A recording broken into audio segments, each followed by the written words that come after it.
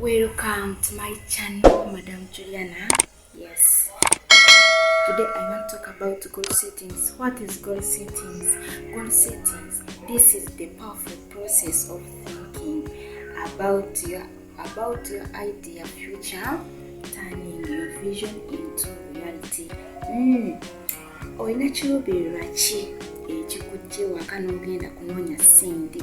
Ovudde waka ku makya ogamba kangende nkole ssente, ovudde mu ggwanga lyo n'ogamba kangende okole ssente.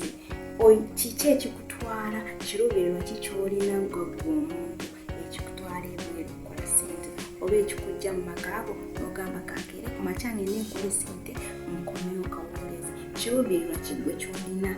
Omuntu omu ayinza okugamba nti nze kiruubirirwa kyange kyakusasulira abaana bange school fees.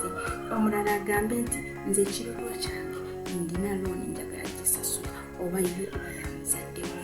Omulala agambe nti nze kiruubirirwa kyange njagala kuzimbira bazadde bange ennyumba ennungi.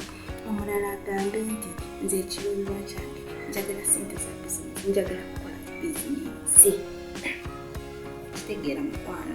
So mukwano, tova waka n'ogenda okukola nga tolina kiruubirirwa, kubanga ekyo kiruubirirwa kigenda kukola ki? Kigenda kukuleetera okukola n'amaanyi. Okitegeera? Oba okumakinga decision entuufu. Okitegeera mukwano? Goal eyo egenda kukuleetera okufokasinga ennyo ku kyokola, ofokasinga ennyo ku mulimu gw'okola, olw'okuba oyagala kutuukiriza goolo yeeyo gye waseetinga. Mukwano, nkugamba ove waka ng'olina ekiruubirirwa ekikola ki? Ky'okolerera, ky'oyagala okutuukiriza, ky'oseetinze nga ggwe omuntu ekigenda okukuyamba. Kitegeera mukwano? So mbeebaza nnyo abalaba channel yange eno, teweerabira kusubscribinga, likinga